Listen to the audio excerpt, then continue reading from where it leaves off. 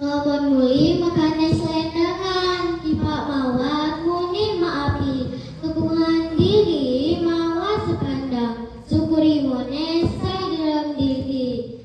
Assalamualaikum warahmatullahi wabarakatuh. Halo teman-teman, dan selamat pagi Dewan Juri. Apa kabarnya hari ini? Sudah pasti sehat kan? Perkenalkan, nama saya Keisha Naila Putri. Saya bersekolah di Min 2 Tanggamus Lampung. Kali ini saya akan bertutur yang pastinya seru. Cerita ini diambil dari kumpulan dongeng Cerita Rakyat Daerah Lampung, Kemendikbudristek karya Muhammad Saleh Ali, dengan judul Sangkabelah. Di suatu desa hiduplah sepasang suami istri yang telah lama merindukan seorang anak. Namun sampai berpuluh-puluh tahun menikah, mereka tak juga dikaruniai seorang anak. Padahal keinginannya sudah menggebu-gebu. Setiap saat mereka selalu berdoa, meminta dikaruniai anak. Jangankan seorang anak, sebelah pun belum juga. Beberapa bulan setelah mereka berdoa, sang istri menjadi hamil. Bukan main senang hati kedua orang tersebut. Walaupun hanya sebelah, jadilah yang terpenting adalah mempunyai anak. Puji syukur mereka panjatkan kepada Allah. Waktu yang ditunggu akhirnya tiba. Istri melahirkan anak. Sebagai pernyataan terima kasih dan syukur kehadiran Allah, mereka mengadakan selamatan. Para tetangga diundang untuk memeriahkan selamatan tersebut. Walaupun sang anak lahir sebelah saja, orang tuanya tetap mencintainya. Anak tersebut lahir sempurna, sehat walafiat. Anak tersebut diberi nama si Kabelah oleh orang tuanya. Kabelah tumbuh dengan sehat. Ia pun ingin bermain layaknya anak-anak. Namun kalau ia bermain selalu saja mendapat ejekan dari teman-temannya. Setiap ia keluar rumah, cemoohan dan ejekan yang ia dapat.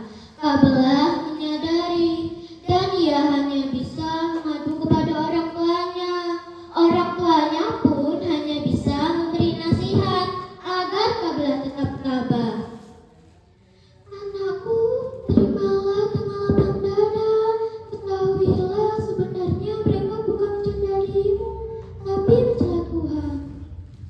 Ingatlah, semua makhluk di dunia ini ciptaan Tuhan. Dengan demikian mereka telah mencela ciptaan Tuhan. Begitulah nasihat yang selalu diberikan kepada orang tuanya. Semua nasihat yang ia dengar belumlah dapat mengobati luka hatinya, sehingga Kabelah terpaksa menyendiri. Tiada kawan dan tiada tempat bermain di luar rumah. Hanya orang tuanya lah yang selalu menemaninya. Demikian keadaan Kabelah. Dari hari ke hari, bulan berganti bulan, dan tahun berganti tahun. Kabelah tetap tidak mau keluar rumah. Orang tuanya semakin cemas. Bagaimana cara mengatasinya? Kabelah telah menjadi dewasa. Suatu saat timbullah pikiran sang Kabelah untuk mencari kawan yang sebelah. Di dalam benaknya tiba-tiba muncul pikiran baru. Aku ini kan punya tubuh sebelah, tentu ada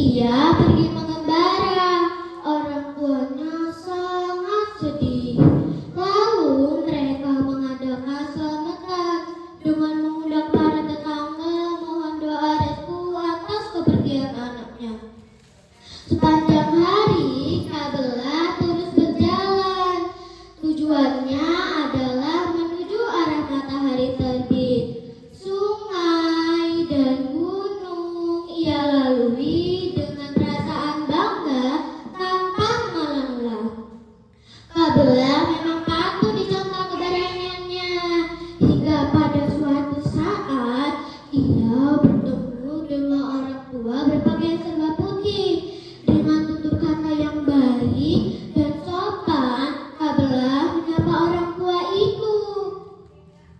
"Aku ingin bertemu dengan Tuhan. Di manakah tempat Tuhan?" Tak disangka-sangka orang tua itu menjawab dengan kasar. "Aku yang berbadan sempurna belum pernah bertemu dengan Tuhan, walau telah duduk sekian lama hingga berlubang bekas dudukku. Apalagi kamu yang punya badan sebelah, mana mungkin? Cepat pergi dari sini, aku tak mau melihatmu lagi." Dengan hati yang tabah, Kabela terus berjalan lagi. Sampailah ia di puncak gunung yang sangat tinggi. Kabut yang tebal terasa menusuk tulang. Di samping dingin, pandangan juga terhalang. Sambil berjalan secara merangkak, sampailah ia di mulut gua. Anehnya, gua itu dijaga oleh seorang penjaga. Kabela lalu mendekat. Dengan segala hormat dan tazim, ia menyapa sang penjaga untuk memberi izin. Masuklah Kabela. Namun di dalam gua tersebut, ia beberapa kali menemui dan meminta izin. Barulah Kabela dipersilakan untuk memasuki ruangan yang aneh. Kabela sangat terkejut karena ia tak lagi berpijak dengan lantai ruangan.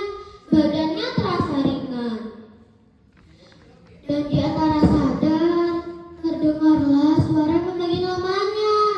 "Kabela, Kabela, Kabela, kamu tidak boleh berada di sini. Keluar, keluarlah."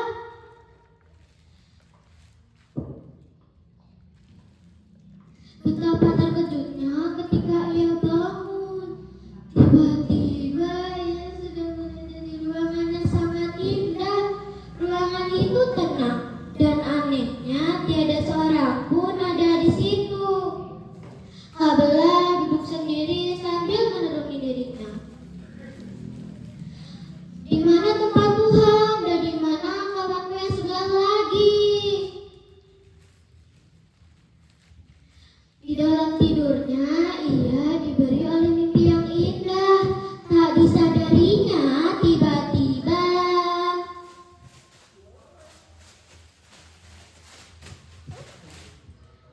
tubuhnya telah menjadi